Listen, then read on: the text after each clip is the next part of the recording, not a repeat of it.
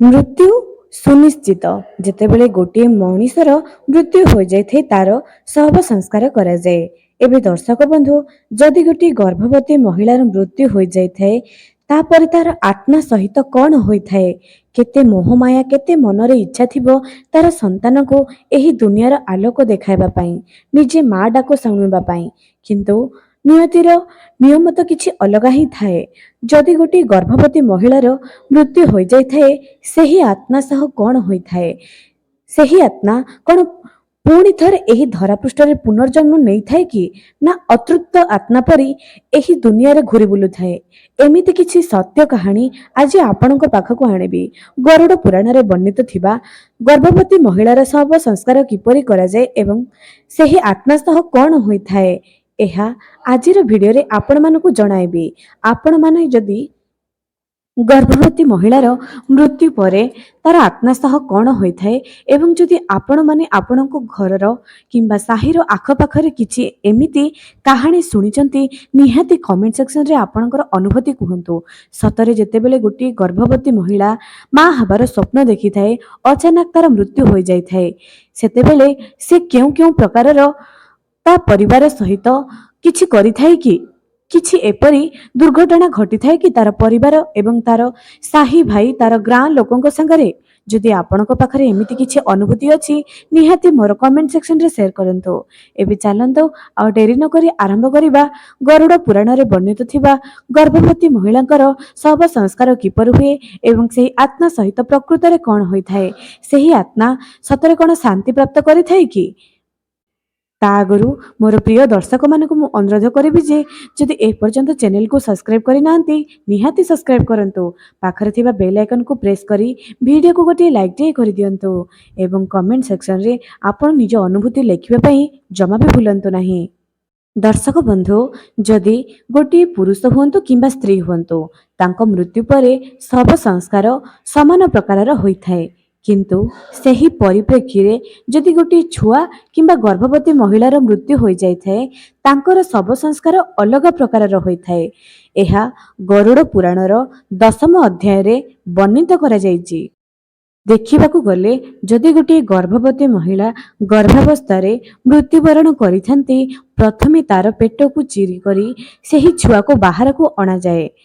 जदि सेही शिशुटी मृत घोषणा करा जाए तेबे दुई जन को अलगा अलगा प्रकार रे तार शव संस्कार करा जाए, नचेत यह घोर अनर्थ होइथाए। जदि सेही शिशुटी जन्म होइथाए एवं तार आत्मा तार शरीर रे ही थाए अर्थात से जीवित शिशुटी थाए तेबे तार लालन पालन तार परिवार लोक अति सुंदर भाबरे करिबा निहाती दरकार अटे, कारण सी केबे भी मार स्पर्श ही पाइला नहीं जहाँ गर्भावस्था से निज माँ को अनुभव करुथुला।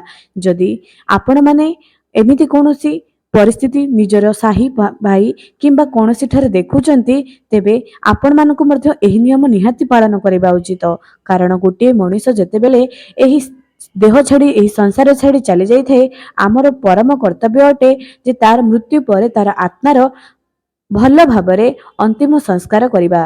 एबे जदि गोटे छोट शिशु उपनयन करा जाई न थाए तार मृत्युवरण हो जाई थाए तेबे ताहार शव संस्कार अलग अटे एवं जदि तार उपनयन हो जाई थाए अर्थात गोटे बालक जदि व्रतोपनयन कर देई थाए व्रत हो जाई थाए तापरे तार मृत्युर शव संस्कार अति सुंदर भाबरे एवं भल भाबरे करिबा दरकार।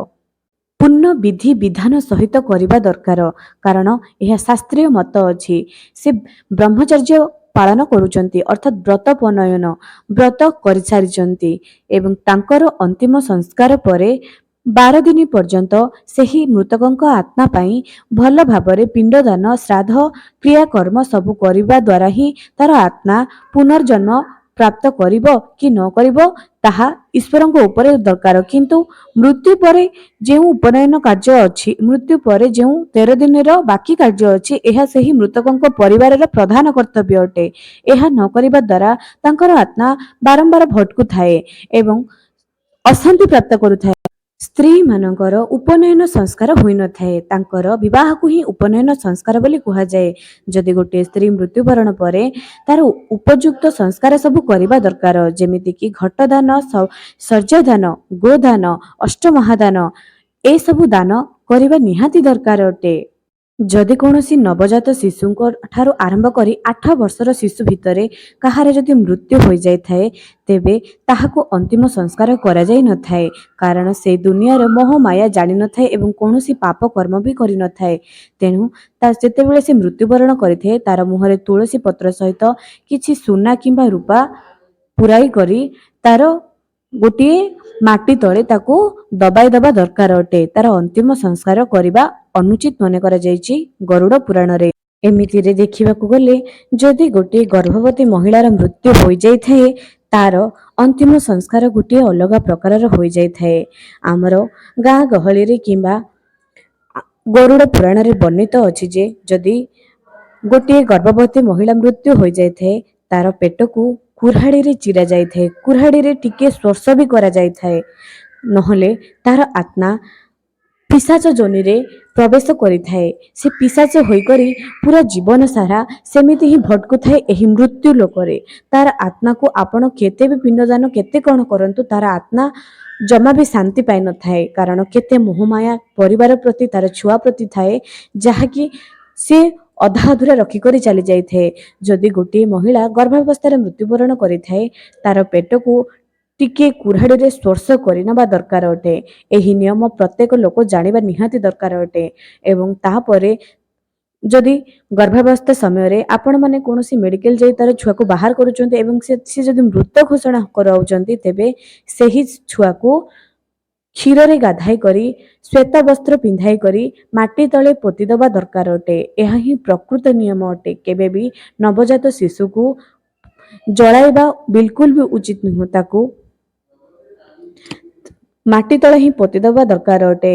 ଦର୍ଶକ ବନ୍ଧୁ, ଭଗବାନଙ୍କର ଏହି ନିୟତିରେ କେବେ କାହାକୁ ଏହିପରି ଦୁଃଖ ନ ମିଳୁ ଯେ କୌଣସି ବି ମହିଳା ଗର୍ଭାବସ୍ଥାରେ ତାର ମୃତ୍ୟୁ ହୋଇଯାଉ କିମ୍ବା ସେ ତାର ଶିଶୁକୁ ନିଜେ ବଞ୍ଚିଥାଉ ଥାଉ ତାର ଶିଶୁ ମୃତ ଘୋଷଣା ହୋଇଯାଉ। ଏମିତି ଦୁଃଖ କେବେ କୌଣସି ମା ବା କୌଣସି ପରିବାରକୁ ନ ମିଳୁ। ଏବେ ଆପଣମାନେ ନିଜର ପ୍ରଶ୍ନର ଉତ୍ତର ନିହାତି ପାଇଯାଇଥିବେ ଯେ ଗର୍ଭାବସ୍ଥାରେ ଯଦି ଗୋଟିଏ ମହିଳାଙ୍କର ମୃତ୍ୟୁ ହୋଇଯାଇଥାଏ, ତାକୁ କାହିଁକି ଏହିପରି କରାଯାଇଥାଏ ଏବଂ ତା ପାଇଁ ଉଚିତ ଘଟଦାନ, ପିଣ୍ଡଦାନ, ଗୋଦାନ ଏସବୁ କରିବା ଦରକାର ଅଟେ। ନଚେତ୍ ସେହି ଆତ୍ମା କେବେ ବି ପୁନର୍ଜନ୍ମ ପାଇଁ ଘୋଷଣା ହୋଇନଥାଏ। ପିଶାଚ ଯୋନିରେ ସିଏ ରହିଯାଇଥାଏ। ଏବଂ ଆପଣମାନେ ବି ଦେଖିଥିବେ, ଏବେ ବି ଲୋକମାନେ କୁହନ୍ତି ଯେ ଡାହାଣୀ ହୋଇ ବୁଲୁଛନ୍ତି କିମ୍ବା ପିଶାଚ ହୋଇ ବୁଲୁଛନ୍ତି। ଏବେ ବି ରାତ୍ରିରେ କୌଣସି ଚିତ୍କାର କରିବାର ଆୱାଜ ଆସୁଛି। ଏସବୁ ପ୍ରକୃତରେ ସତ। ବିଜ୍ଞାନ ଯେତେ ଆଗକୁ ଗଲେ ମଧ୍ୟ ଆମର ପୁରାଣ, ଶାସ୍ତ୍ର, ଆତ୍ମା ସବୁବେଳେ ଜୀବିତ ଅଟେ ଏବଂ ସତ୍ୟ ହୋଇକରି ଏବଂ ଜୀବିତ ହୋଇକରି ହିଁ ରହିବ। ଆତ୍ମାର କେବେ ବି ମୃତ୍ୟୁ ହୋଇନାହିଁ କି ହେବ ନାହିଁ।